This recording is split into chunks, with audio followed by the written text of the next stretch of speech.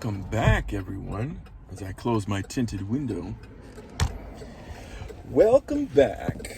Welcome back, welcome back, welcome back to the Off Base Podcast. The podcast carefully crafted to remind you to suck on a big fat one if you think that you are the only one. You're not. I certainly am not. I am your host. I'm the Rocky Mountain no-name Jackass. And it is 8:10 in the a.m. on Monday, August 15th, 2022. It's 70 degrees outside here in Aurora, Colorado at 8:10 in the a.m. on Monday, August 15th, 2022. It's time for the chop. August 15th, by the way, the day that my oldest brother was born. He is celebrating birthday number 52 this year. 52.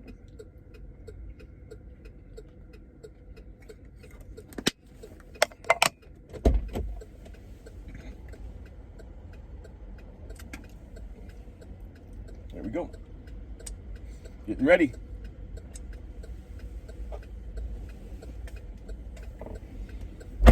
All right, let's get this show on the road. Because I haven't talked to myself through my phone in about 2.5 months. So here we go. August 15th, 1970 is when my oldest brother was born. The year after that, August 15th, 1971, President Richard Milhouse Nixon closed the gold window, which for the longest time I hated, but now I'm starting to gain a bit more understanding as to why he did that. And yeah, I'm just continuing. Every time I think I know something about our monetary system, every time I think I've clued in on exactly how it works, then I learn something, and I'm like, ah, fuck, I don't know anything. I don't know shit. And that's what happened. It was sometime over the summer. I love listening to financial podcasts put out by people in the not the mainstream financial media, but YouTube financial media. One guy in particular, his name is Jeff Snyder. Bit of an expert on the dollar and its role as the reserve currency of the world, not just the United States. I gotta spit again. But as it turns out, we were on a gold-based system where you could print currency, but you had to have gold to actually back it. And, that's what the dollar was, it was a certificate that allowed you to redeem gold and silver, I think. I'm not 100% on that. From the Federal Reserve upon presentation of said certificates. So it was backed by gold, and you could redeem it for gold whenever you wanted. Now, as the world continued to evolve after World War II, and this was sometime in the 50s and 60s, the dollar was something that was being used to transact, not just in America, but all around the world.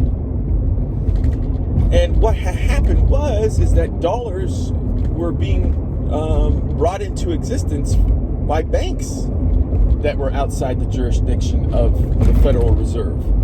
In other words, offshore dollars.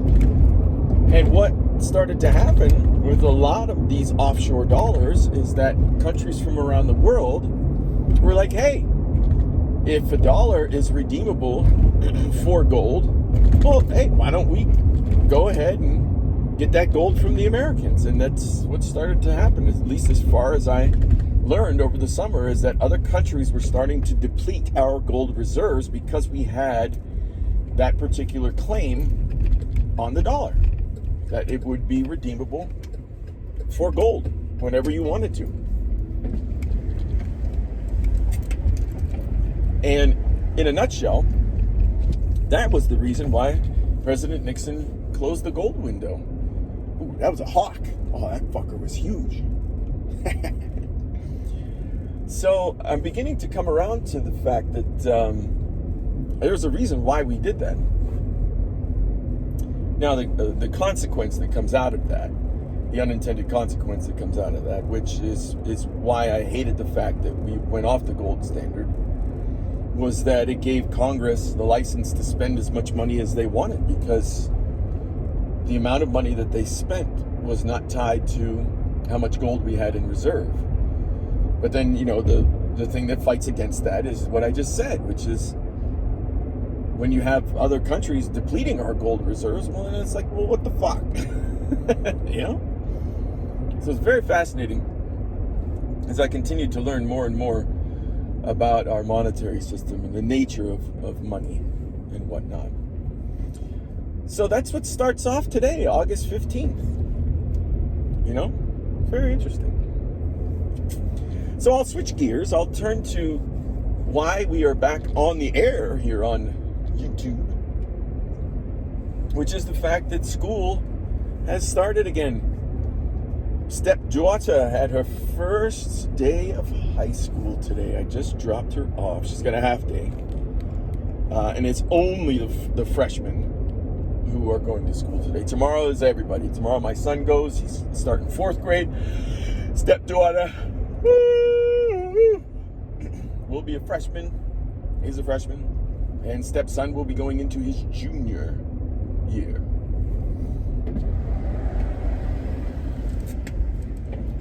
And stepdaughter,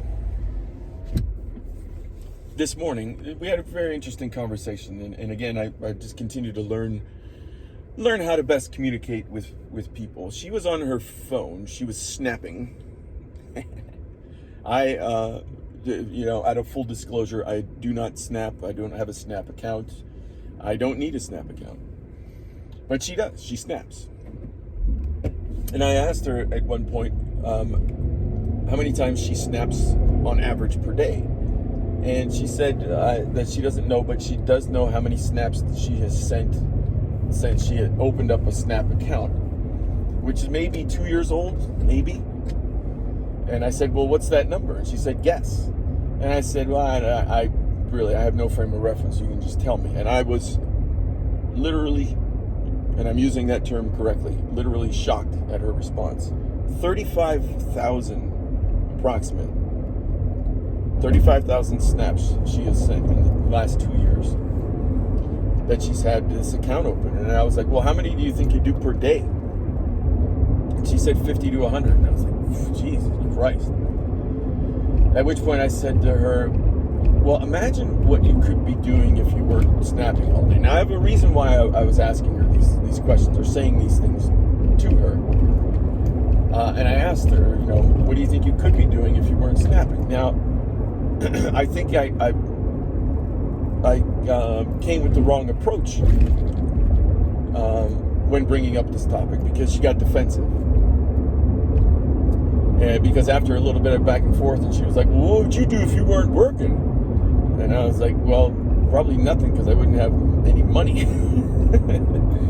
And she was asking, you could be going this, you could be traveling the world. And I was like, well, yeah, but I need currency in order to pay for the services that will take me from here to wherever I want to travel to. I need currency to pay for food that I want to eat. And it kind of just started to spiral downward. So I stopped talking to her about it. And then I started to realize in the silence that came after that, there was about a minute or two of silence that came after that what I really wanted to tell her was something a little bit different than how I had introduced the topic. I introduced the topic, I think, unfortunately, by trying to make her feel bad for being on her phone, which was not my intention. But I understood how it was coming across to her, because I could tell that by her reaction. Instead, what I ended up saying to her about 5 minutes later was, hey, I think I came at you the wrong way. I said, what I really wanted to say is, you have certain skills that you've been building over the years and certain interests that seem fun to you when you're engaged in them. One of them being you like to play the violin. Another one being that, what was the second one that I said to her? She likes to play the violin. I said that you have a tremendous talent for drawing, and she does. She's a very good artist. And then I also said that you started to toy around quite a bit with baking. And she's gotten pretty good at making certain items. Like she made an olive oil peach cake last week. It's delicious. She and I made it together I think for the first time when we were in Florida last year. And she just started to play around with different things. She makes great cookies. She made cupcakes a couple weeks ago as well. And I said to her, I invite you to think about putting your phone down for an hour to 2 hours per day and just engaging in some of these skills or interests that bring you joy. That's what I really wanted to say. And I did tell her that. But I initially came at her in the wrong direction. And I have to remember that. I have to remember to simply be more direct. Not just with her, but with my wife as well. Who, by the way, turned 50 about a week and a half ago. All right, so let's switch topics. Let's go back to the lovely lady, Colonel Ponytail. Our relationship, hers and mine, has been developing quite nicely over the summer. Whether or not that is a function of the fact that the two older ones were with their father for the entire month of July, I don't know. But I can probably attribute it to two things that have certainly helped, because it's never just one thing, as my wife and I are fond of saying to each other. It's never just one thing. It's always multiple things. One thing that I did was I ended up becoming a coach on my son's baseball team over the summer. And it really started, like the first two practices, I wasn't involved at all. I just took him and watched what was going on. And the coaches were like, and my son, he's 9-10 years old. He was playing with 9 and 10-year-olds. And they were treating the game as if these kids were 15, 16. And the whole time I'm sitting there watching them, I'm like, no, man, you can't do that, because they don't have the baseball knowledge, they don't have the baseball skills yet. You have to make the game small for the type of player that you have, and you have small players. You have players that some of them, there were a couple kids who just couldn't even throw. And then, there's about a third of them who still can't catch. They're still afraid of the ball. And I understand that. They're 9-10 years old. My son being one of them, he's still a little afraid of the ball. But you have to make that game smaller for them so that they start to understand which skills they need in order to succeed at the game. So I think it was the third practice that I had gone to with them where I jumped in and was like, hey, let's work on this. And the coaches, thank God, were very receptive to what I had to teach the kids. And there's a ton that I can say about the baseball season. I'll give the short version, which is we ended up going undefeated. I think we had 7 wins, and we tied our first game and then went 7-0. And I don't want to toot my own horn too much, but I think it had a large part to do with the fact that I made the game small for the kids and gave them focus. Like, for example, one of the things that coaches do to kids that age is whether you have nobody on base or you have a runner on first or a runner on second, they'll just yell out to them, "Where's the play?" And I'll tell you this right now, more than half the time, the kids who are out on the field, they have no idea where the play is. So instead of yelling out to them, "Where's the play?" I would yell out to each individual player. Like the kid who's playing first base, I'd say, "Hey, first baseman," like if there's a runner on first. These kids overthrow each other all the time. Throwing errors galore. So my focus with them all the time was just to get the out. You get the out, then you can come in and hit. So with a runner on first, I would say, hey, first baseman, ground ball to you, just tag first base. And I also did an exercise with them throughout the practice season with a second baseman and a shortstop, where it was basically a game of hot potato. If there's a ground ball to you, you basically are playing hot potato. You want to give it to the guy who's covering second. So I would say to the second baseman and the shortstop, I say, hey guys, ground ball to you, go to second with it, okay? And then for whoever was playing third, depending on how strong his arm was, then I would say, all right, ground ball to you, go to first with it.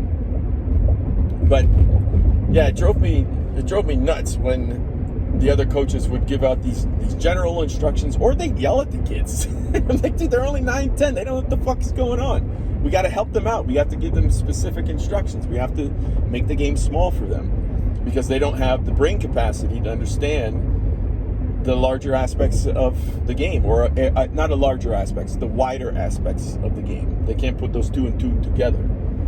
So to make a long story short, I did stuff like that with the kids and the coaches so they could see all year long, not just with fielding, but also with batting, with base running, with pitching in particular as well. What are the small things that we can focus on that'll get us to the point where we're having fun playing, but also winning? That's huge. Because I used to tell them all the time, I used to be like, hey, baseball is a fun game. It's my favorite sport. I say baseball's a fun game. It's a whole lot more fun when you're winning. And that's what I tried to instill in them. And we did a pretty damn good job, I think. All right, enough of that for right now. At some point, I'll probably come back to talking about baseball. But one thing that I did want to finish this podcast off with is a movie review, because it's been bugging the shit out of me. I was really excited, folks, as we switch gears here for the last part of the part of the podcast. I was very excited over the summer when I saw trailers for the Marvel movie Thor: Love and Thunder. And I have to tell you at the outset, I have never been more disappointed in a Marvel movie than I was with Thor: Love and Thunder. Thor was by far my favorite Marvel character. The one that I respected the most was Iron Man, because he was a self-made man. He didn't have superpowers. He created his superpowers by himself.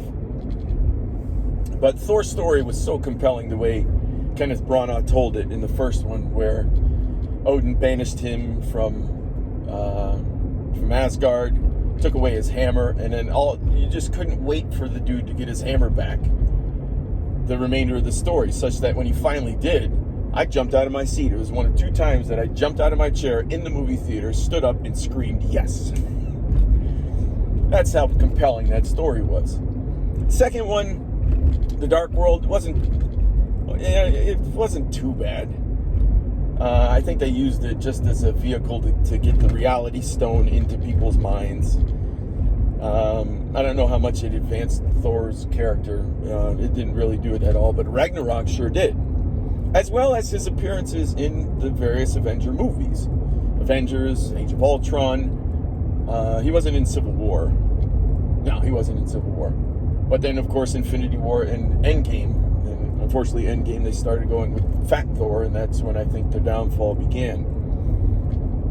Because you get to Love and Thunder, and in my humble opinion, they completely stripped away everything that made Thor awesome and unique. He was just a bumbling fool the whole time.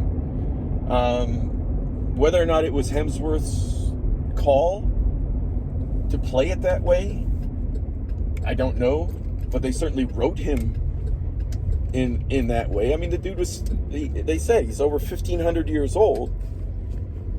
How all of a sudden does he turn into a bumbling adolescent who's in puppy love after 1,500 years of life? I don't get it.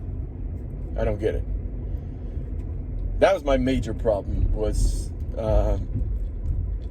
anything that just screamed masculinity coming from Thor in the previous 6 or 7 movies that he was in it was gone. It was gone. He had moments of it, but it was gone. Pretty much. Morning. What's up, man? Good morning. Love the stash. Thank you, sir. You guys all got the stash going, man. You got to hold on to something. All right. Have a good one. You too.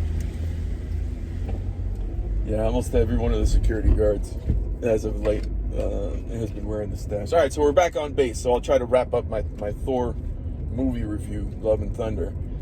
One of the things that it just really bugs the shit out of me now when I go to, in particular, a Disney movie, is just how much they're pushing their political agendas. And Thor Love and Thunder was no less. Jane. Wow. How all of a sudden does this human have the ability to wield Mjolnir? How in the world is she worthy? I don't know. I don't know why. Well, I kind of know why they gave her that power. They're basically trying to say, okay, when a guy, if we go the psychological route, and Mjolnir was an extension of Thor's dick, and his sister broke it in Ragnarok. Now all of a sudden a woman can come together, put it back together, and now she can wield the dick. In other words, basically trying to blur these lines again between men and women, saying that women can do whatever men can do, maybe they can even do it better. And listen, in the grand scheme of things, there are without a doubt tons of things that women can do better than men. But to all of a sudden allow Jane Foster to have this power out of nowhere made no sense. It made no sense other than Disney trying to push what it felt like, trying to push that particular political narrative. Not to mention the stuff with Valkyrie and how they call her a king. It's like, why can't you just call her a queen? Why can't you just call her a queen? She's female. Just call her a queen. And then out of nowhere, she's had some lesbianic relationship with one of the other Valkyries that she served with when she was under Odin, and Hela apparently killed her lover. Well, this is now what, the third or fourth movie that we've seen Valkyrie in, and now we're being introduced to her love affair that she had in the past. Come on, man. It didn't make any sense. It felt like it was forced in there. Like, here, now we're giving something to the lesbians. Which, listen, I'm all for if it makes sense with the story. There was a movie that we watched over the summer that had Dave Bautista in it. And it was a spy movie, and the roommates across the hall, they were a gay couple. And at first I was like, it feels like they're forcing them into it. But then as the movie kept playing out, and you come to find out that the roommates across the hall were actually in on the spy game. So I was like, all right, this fits with the story. It's not just shoving a gay couple in there for the sake of having a gay couple on the screen. I was like, this is fine. I'm cool with that.